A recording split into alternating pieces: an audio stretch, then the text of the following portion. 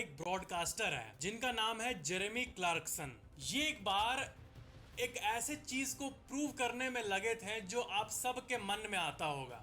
वो ये सवाल कि अगर आपका बैंक अकाउंट नंबर पब्लिक हो तो क्या उससे पैसे कट सकते हैं। मतलब आपका बैंक अकाउंट नंबर किसी को पता हो तो इससे थोड़ी पैसे कट जाएंगे, ये तो नहीं पॉसिबल होना चाहिए ना। तो यही बात लोगों को समझाने के लिए, प्रूव करने के लिए इतने बड़े इंसान ने अपने बैंक अकाउंट नंबर को पब्लिक कर दिया। ये प्रूव करने के लिए कि खाली नंबर से पैसे नहीं चुराया जा सकता। लेकिन अमेजिंगली एक इंसान ने उनके बैंक अकाउंट से मंथली डेबिट को सेट कर दिया एक चैरिटी में। मतलब कोई एक्सपर्ट कोई होगा, हैकर वैकर, अब इतना बड़ा इंसान चैलेंज दिया है तो कोई ना कोई तो उठ के कुछ ना कुछ तो करेगा। तो वो ऐसा नहीं कि कुछ बुरा काम किया, बस उनके बैंक अकाउंट में एक स्टैंडिंग इंस्ट्रक्शन सेट कर दिया कि मंथ के इतने तारीख को चैरिटी में वो पैसा डेबिट हो जाएगा। तो बिना उनके साइन के, बिना उनके डॉक्यूमेंट्स के वो कर दिखाया। तो इतने बड़े जर्नलिस्ट का ये बात रॉन्ग हो गया कि बैंक अकाउंट नंबर पब्लिक होना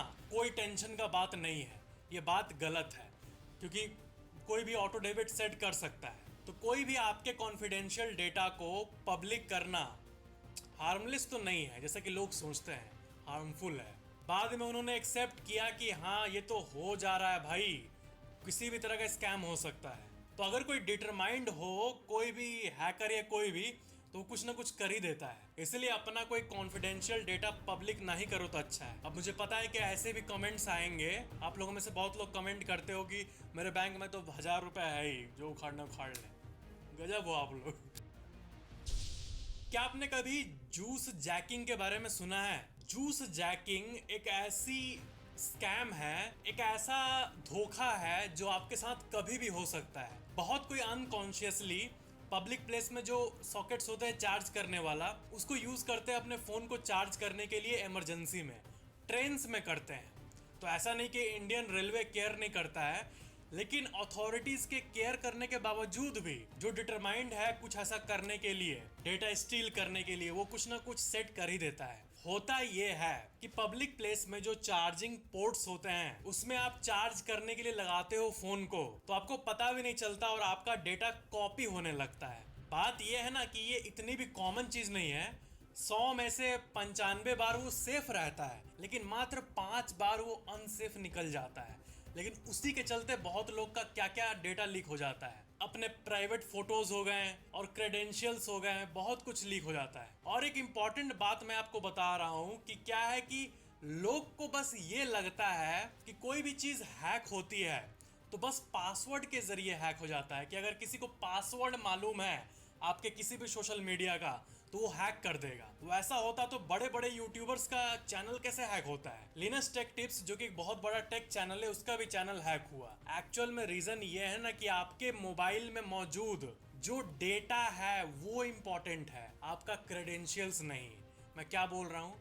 मैं ये कह रहा हूँ कि आप जो पासवर्ड और यूजर नेम एंटर करके लॉगिन करते हो तो वो सर्विस आपके मोबाइल को आइडेंटिफाई करके एक सेशन टोकन भेज देता है कि इस आदमी ने यहाँ लॉगिन किया, और वो टोकन का फाइल आपके मोबाइल में ही मौजूद होता है। आपने अपना अकाउंट यूट्यूब में लॉगिन किया तो यूट्यूब में एक टोकन फाइल आ गया है, तभी तो आप मोबाइल को लॉक करते हो या फिर अगले दिन खोलते हो उठ के, तो बार बार पासवर्ड थोड़ी एंटर करते हो। वो लॉग्ड इन रहता है पहले से, उस कुकी को वैलिडेट करके, उस डेटा को वैलिडेट करके कि आपका लॉग्ड इन है, कल आपने किया था, इसलिए आज वो खुल जाता है और आप वीडियोस प्ले करते हो। तो क्या हो अगर वो वैलिडेशन का फाइल जो है आपके मोबाइल में या फिर आपके कंप्यूटर में वही किसी को मिल जाए, तो बिना पासवर्ड के, बिना 2 फैक्टर ऑथेंटिकेशन के तब भी आपका अकाउंट हैक होना ही होना है। तो ये सब जो एक्चुअल चीजें हैं उसका आपको नॉलेज होना चाहिए। ये नहीं कि पासवर्ड स्ट्रांग रखो, 2 फैक्टर ऑन करो, अरे वो अपना गूगल की खरीद लो, कोई लॉगिन ही नहीं कर पाएगा। वैसा नहीं होता है। अगर किसी के पास नॉलेज कम है, कितना हजारों किलो का पासवर्ड ले लो,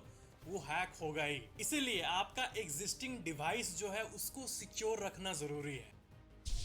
क्या आपको ये फैक्ट पता है कि Amazon के एक रिपोर्ट के हिसाब से आप जब ऑनलाइन शॉपिंग करते हो कोई भी वेबसाइट पे, तो जो आपका यूजर एक्सपीरियंस होता है शॉपिंग करते टाइम, वो इतना मैटर करता है कि आप पूछो मत। मतलब Amazon के स्टडी में ये निकला कि जब आप प्रोडक्ट्स को देख रहे होते हो, आपने एक प्रोडक्ट को खोला अगर तुम इतना ही जानते हो मैच के बारे में, टीम बना लो। ओपन किया, देखा, फिर बैक किया, दूसरा को खोला, रिव्यू पढ़ा, फिर तीसरा को खोला। तो ये जो एक्सपीरियंस हो रहा है, मान लो प्रोडक्ट खुलने में ही आपको 5 सेकंड लग रहे हैं, तो आप बंद करके कहीं और सर्च करने लगोगे, ऐसा मन में फीलिंग आता है। तो क्या है कि स्टडी में ये पता चला कि सिर्फ 100 मिली सेकंड का डिले, यानी 1 सेकंड के 10 टुकड़े कर दो, उसमें से एक टुकड़ा 100 मिली सेकंड का डिले होने पे ही अमेजोन के मिलियंस ऑफ डॉलर के सेल इफेक्ट हो रहे थे। अब बताओ, मतलब हर एक सेकेंड कस्टमर को मैटर करता है। इस स्टडी में ये पाया गया कि every 100 milliseconds of latency cost them 1% of the sales. 3-4 million dollar पर मिली सेकेंड रेवेन्यू मिस हो रहा था। तो ये चीज ये दिखाती है कि हमारे ब्रेन के लिए हर एक मिली सेकेंड इंपॉर्टेंट है। इसलिए मैं आपको हर लाइन में एक नई जानकारी देने का ट्राई करता हूँ, ताकि आप देखते रहो और आपको वैल्यूएबल चीज एक्चुअल में मिले। आपने अलग अलग टाइप के एडवर्टाइजिंग के बारे में सुना होगा। क्या आपने कभी 4 हेड एडवर्टाइजिंग के बारे में सुना है? जी हाँ, ये एक एक्चुअल सी चीज है और बहुत लोग इसको करते हैं। 4 हेड एडवर्टाइजिंग में, जैसे कि मान लो मेरा ये जो एरिया है, मान लो कि मैं कंपनीज को बोल दूं कि आओ और मेरे यहाँ पे ऐड करो, तो वो करेंगे और उसके बदले मैं पैसे लूंगा। तो ये 4 हेड एडवर्टाइजिंग हुआ। और ऐसा बहुत लोग करते हैं, जो छोटे छोटे सेलिब्रिटीज उभरते हैं यूएस के साइड, वो ऐसा करते हैं जनरली। इनफैक्ट बहुत लोग 30-30, 40-40 लाख चार्ज करते हैं यहाँ पे ऐड करने का। मैं तो 50 करोड़ से कम ना लूँ अगर मेरे को यहाँ पे ऐड लेके घूमना पड़े तो। एक फोटो मैं आपको दिखा रहा हूँ, आपको 10 सेकंड के अंदर एक लियोपार्ड यानी एक तेंदुए को स्पॉट करना है। 10, 9, कहाँ है तेंदुआ? देखो लियोपार्ड कहीं दिख रहा है? 8, 7, 6, 5, 4, 3, 2, 1। अगर आपने स्पॉट कर लिया है तो आपका आंख बहुत ही शार्प है। नहीं कर पाया है तो देखो, लियोपार्ड जो है वो इस जगह पे मौजूद है। जो रिसाइकल का आपने साइन देखा होगा, ये साइन ये विश्व के सबसे प्रसिद्ध साइंस में से एक है। हर कोई को पता है कि ये रिसाइकल का साइन है। इसको 1970s के दौरान गैरी एंडरसन ने बनाया था। और एक रेयर सा वैल्यूएबल फोटो आप देखो, इसमें आप गैरी एंडरसन को देख सकते हो कि वो रिसाइकल का लोगो को बना रहे हैं, क्रिएट कर रहे हैं। किसे पता था कि ये बाद में जाके स्टैंडर्ड साइन बन जाएगा रिसाइकल का। ये उनको बनाते हुए का एक्चुअल फोटो है। रिसेंटली पोलैंड में एक पोल मौजूद है, इलेक्ट्रिक पोल, जो कि बहुत ज्यादा वायरल जा रही थी। और वो पोल कुछ ऐसा दिखता है। क्या है कि पेड़ इसके ऊपर जम गया है ओवरग्रोन तरीके से, और सोशल मीडिया में लोग इसलिए शेयर कर रहे थे क्योंकि रात में जब इसके पास से गुजरते हैं हम लोग तो लगता है कि कुछ ना कुछ होएगा, ये अचानक से चलने लगेगा, ऐसा प्रतीत होता है।